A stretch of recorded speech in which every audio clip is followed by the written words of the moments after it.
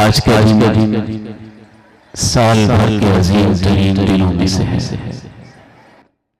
ایک عظیم مقصد ہے جس کے لیے ہم جمع ہوئے ہیں، اور ایک عظیم عمل ہے جو ابھی آپ کو انشاءاللہ خطبہ اور عید سے فارغ ہو کے جسے ادا کرنا۔ اس عظیم موقع کے اوپر ایک عظیم ترین پیغام، ایسا پیغام ہے جس کے بغیر لگتا ہے کہ قربانی یا عبادات بعض دفعہ قبولیت سے محروم رہ جاتی ہے۔ اللہ دل کو دیکھتا ہے اور دل کی بیماریوں میں سے بہت بڑی بیماری کو حسد کہتے ہیں۔ آسمانوں میں سب سے پہلا گناہ حسد کا ہوتا ہے، زمین پر بھی سب سے پہلا گناہ حسد کا ہوتا ہے۔ بعض گناہ تنہا گناہ ہوتے ہیں اور بعض گناہ ایسے ہوتے ہیں کہ وہ اپنی سنگینی کی وجہ سے نیکیوں کا بھی صفایا کرتے ہیں۔ حسد ان گناہوں میں سے ایک گناہ کیوں پیدا ہوتا ہے؟ اس کی سب سے پہلی وجہ انسان کے اندر چھپا ہوا تکبر ہے۔ انسان کسی محلے میں، کسی خاندان میں، کسی ادارے میں، کسی شہر میں، کسی ملک میں، کسی صوبے اور ضلع میں اللہ نے اس کو مقام دیا ہوتا ہے۔ کسی دوسرے کو جب اللہ مقام دینا چاہتا ہے تو وہ تکبر محسوس کرتا ہے کہ اچھا اب یہ میرے مقابلے میں ہے، اب یہ میری ٹکر کا ہوگا۔ یہی حسد تھا جو ابلیس کو جناب آدم سے ہوا تھا۔ یہی حسد تھا جو مکہ مکرمہ میں مشرکین مکہ کے بڑوں کو ہمارے پیارے نبی سے ہوا تھا، اور یہی حسد تھا جو مدینہ منورہ میں عبداللہ بن ابی جیسے رئیس المنافقین کو ہمارے پیارے نبی سے ہوا تھا، اور یہی حسد تھا جو یہودیوں کو ہمارے پیارے نبی علیہ السلام سے ہوا تھا۔ اس کا علاج کیا ہے؟ اس کا علاج بڑا آسان ہے کہ انسان یہ سمجھ لے بڑا پن، کبریائی، بڑائی، عظمت تو صرف اللہ کو زیب دیتی ہے۔ او عباد الرحمن، وہ اللہ کا بندہ، وہ اللہ کی بندی جو ایک دن میں کئی مرتبہ اپنی قضائے حاجت کے ہاتھوں مجبور ہے، اور ایک دن میں کئی مرتبہ اپنی گندگی اپنے ہاتھوں سے صاف کرتا ہے، اس سے اللہ یہ اوقات ہی تو یاد دلاتا ہے کہ تو بڑا نہیں ہے۔ امام مالک بن دینار رحمہ اللہ تعالی جا رہے تھے اور وقت کا ایک وزیر بڑے تکبر سے چل رہا تھا۔ کہا ان هذه مشیہ یبغضها اللہ، ایسے میں چلا کرو، اللہ کو تکبر والی چال اچھی نہیں لگتی ہے۔ اس نے کہا تو جانتا نہیں کہ میں کون ہوں؟ کہا میں جانتا ہوں، لیکن میری گزارش ایسی ہے کہ بس ایسے میں چلا کریں۔ پھر کہا تو جانتا نہیں میں کون ہوں؟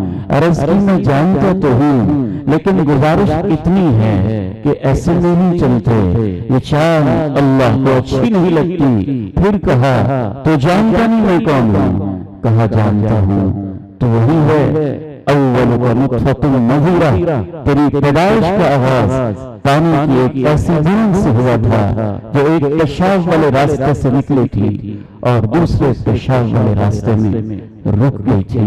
और जब तेरी पैदाइश का वक्त हुआ था तो पेशाब वाले रास्ते से तुझे निकाला गया था, और जब तेरी मौत का वक्त होगा अगर तेरी लाश को संभाला न गया तो नमो मिट्टी के नीचे तुझे दफन कर दिया जाएगा। मैं जानता हूं तो यही है, कहा आइंदा ऐसे नहीं चलेंगे। वला तमशी फिल अर्ज़ि मरहा इन्नका लन तख्रिक़ल अर्ज़ वलन तब्लुग़ल जिबाल तूला। अकड़ के नहीं चलाते हो, जरा देखो तो सही मेरी कायनात कितनी बड़ी है। तेरे अकड़ के चलने से जमीन नहीं फटेगी और तेरे अकड़ के चलने से पहाड़ छोटे नहीं हो जाएंगे। कितनी बुलंद वाला कद्दुकामत वाले पहाड़ हैं, और इस कायनात में मेरी और आपकी औकात बनती ही क्या है। तो पहली वजह हसद की तकब्बुर है। और याद रखिए कि जो इस वजह से हसद में मुब्तला हो जाता है कि मेरा मकाम अब नीचे हो जाएगा और इसको मिल जाएगा, वो भी शरारतें बहुत करता है, बातें बहुत करता है, बातें बनाता भी है और शरारतें भी करता है, फसाद भी करता है, अंधेरियां भी चलाता है, साजिशें भी करता है, मक्कारियां भी करता है। लेकिन मेरे रब के फैसले इतने गालिब आते हैं कि जिसे वो बड़ा बनाना चाहता है उससे वो मिस्र के तख्त पे बिठा देता है, और जो शरारती करने वाले हैं उसे उनके सामने फकीर बना के खड़ा कर देता है। قل اللهم مالك الملك تؤتي الملك من تشاء وتنزع الملك ممن تشاء وتعز من تشاء وتذل من تشاء بيدك الخير إنك على كل شيء قدير। बहुत शरारती की थी उन्होंने, जनाब मूसा की पूरी कौम को जुल्म किया हुआ था, लेकिन क्या तकब्बुर करने वाले बच गए थे।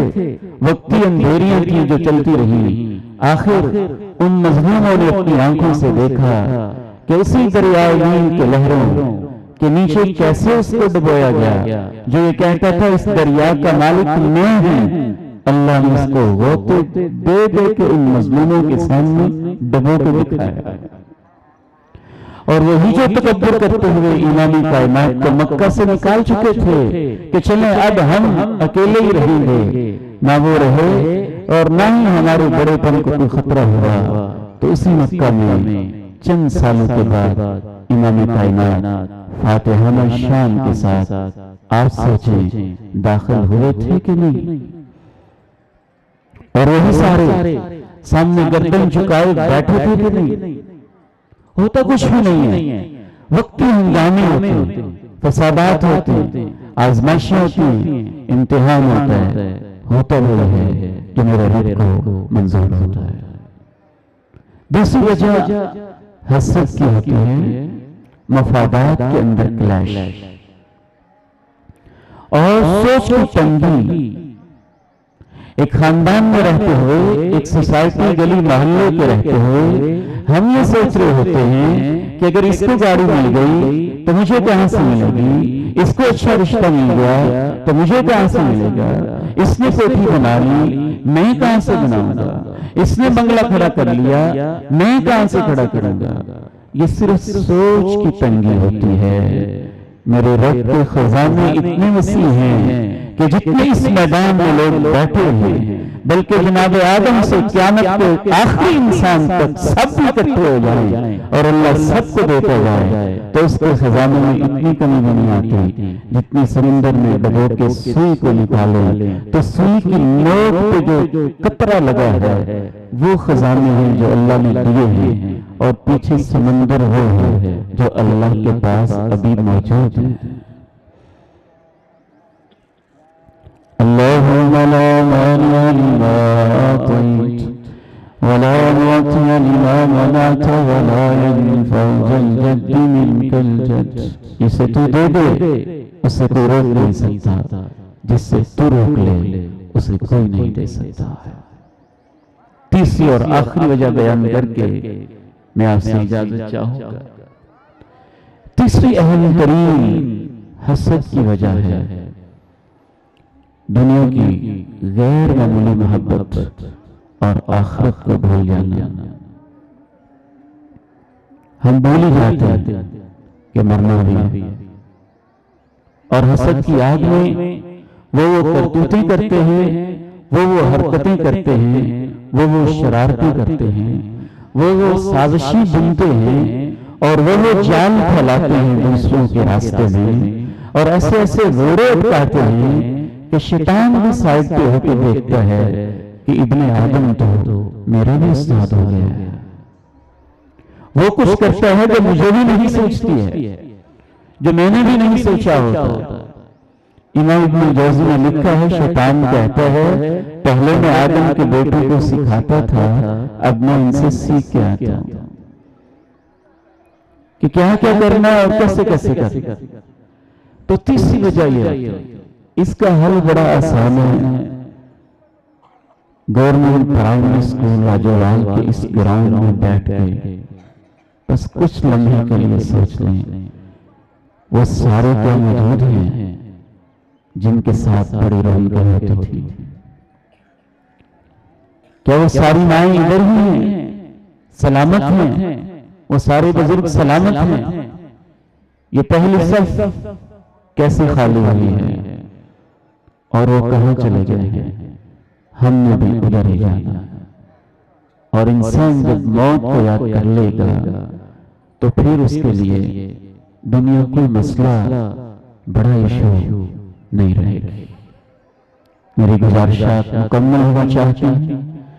آخر میں بس ایک چھوٹا سا پیغام یہی ہے کہ آج جیسے ہم نے بکرے کی گردن پہ چھری چلانی ہے، ایک گائے کو ذبح کرنا ہے، ایک بندے اور چھترے کا خون بہانا ہے اور اس کی گردن پہ چھری چلانی ہے، تو اصل میں یہ ایک بہت بڑا سبق ہے.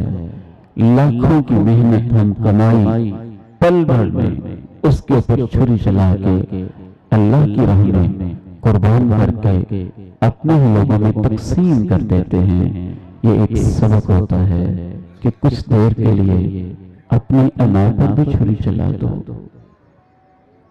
اور آپ کے اندر کا جو چھپا ہوا ایک حاسد انسان ہے اس کو باہر نکال کے اس کی گردن پہ بھی چھری چلا دو، تاکہ جیسے اس کی گردن پہ چھری چلنے سے اس کا گوشت سب کے لیے نفع مند ہو گیا ہے، تمہاری زندگی بھی سب کے لیے نفع مند ہو جائے.